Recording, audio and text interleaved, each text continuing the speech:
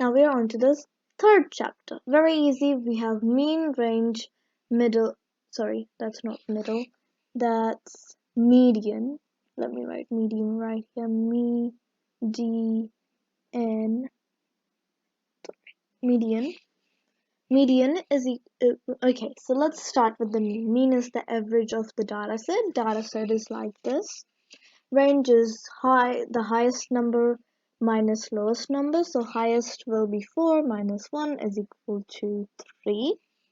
Median is like the middle number in the data set, which is going to be in the middle. But if you can't find the middle because there are 4 numbers, you can just do the average of the 2 numbers in the middle, which is 2.5 in this case.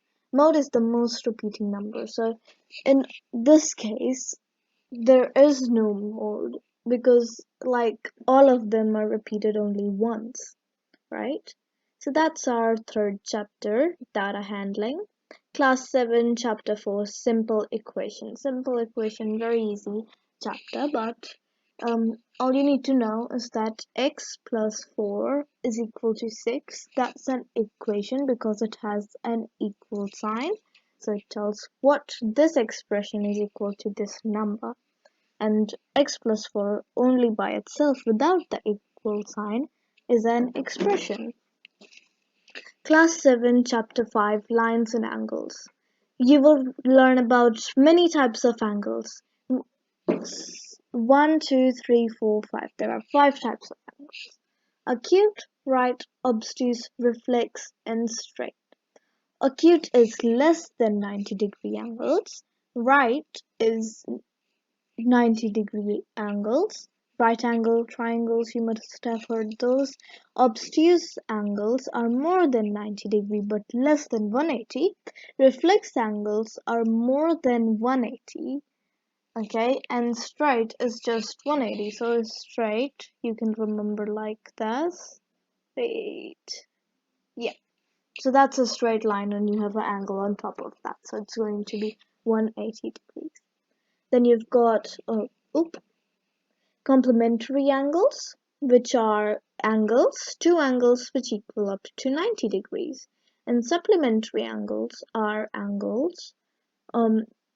two angles which equal up to 180 degrees. Very easy. Adjacent angles. This sounds like a kind of complicated thing, but it isn't. There are 3 things that a thing is mentioned. The angles are mentioned. The 2 angles have a common arm, have a common vertex, and an uncommon arm on either side. So let's look at this example. This is our angle A, B, C, O, or OABC, okay? These are the 2 angles, 1 and 2. Angle AOB, and angle BOC. They are adjacent because they have a common arm, which is B. They have a common vertex, which is O. And they have an arm on either side. So they have A and C on either side. That's adjacent angles. Now we're going to learn about linear pairs. They are 2 adjacent angles that equal up to 180 degrees. So if you have an angle that looks like that, that's an linear pair, because you've got this, which is a supplementary angle. This is a supplementary angle because these 2 angles add up to 180. And they are still adjacent because they meet these 3 conditions. Then we've got vertically opposite angles. Vertically opposite angles are going to be angles with 2 lines intersecting, and you've got these 2 angles which are vertically opposite, and they're going to be equal. So if this is 30, then this has to be 30. Okay? Then you've got transversal lines. a line that intersects two lines at different points. So as you can see in this picture right here, actually diagram. Now we're gonna study this angle. I mean this transversal line angle thingy thing. Okay. Interior angles are going to be 3, 4, 5, and 6. Exterior angles are going to be 1, 1, 2, 7, 8, as it says down here. Corresponding angles are going to be angles which are on the same side like this, and they're like actually at the same spot of the transversal line. So it's going to be 1 and 5, and as you may see, it's going to be 2 and 6 as well.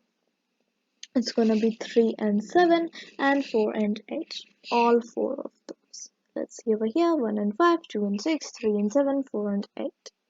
Interior alternate angles. Alternate angles are like the same side, if you have the same side, but then you put it on the other side. So we have learned about corresponding angles which are like 1 and 5, but in this one they are interior corresponding angles. So there's going to be 3 and 6 and 4 and 5. Okay, let's check that. 3 and 6 and 4 and 5. Exterior alternate angles are going to be looking like this. 1 and 8. 1 and 8 and 2 and 7. 1 and 8 and 2 and 7. Interior angles on the same side of transversal. So what that means is 4 and 6 and 3 and 5. Perfect. We know what that means right here. Now we're going to learn about parallel lines. Parallel lines are straight lines which never intersect each other. So if you have slightly tilted lines, if you extend them, they're going to be meeting themselves. But parallel lines never meet each other. They're always just above them, as you can see. Corresponding of parallel lines are equal. Corresponding is this one and this one, so they are going to be equal. See more. Alternative angles in parallel lines are also equal. Alternate angles are going to be like, show you alternative angles, alternative, let's find alternative. Oh, where is it? Huh? Where did it go? Okay. Alternative angles 3 and 6, so it's going to be on the same, like literally on the opposite side, so if we look down here, 60, and if this is going to be 60x. No, I mean if this is 60, then this is going to be 60 as well. As you can see, it's not 60 because it can't be. So this is gonna be, it's more than 90, so you will figure it out. Okay, angles on the same sides are supplementary in parallel lines. So if you have this one and this one, they're not gonna equal up, but they are going to be supplementary, which means they're going to be equal to 180 degrees. And then, my friends, that's the end of our 1 to 5 lesson.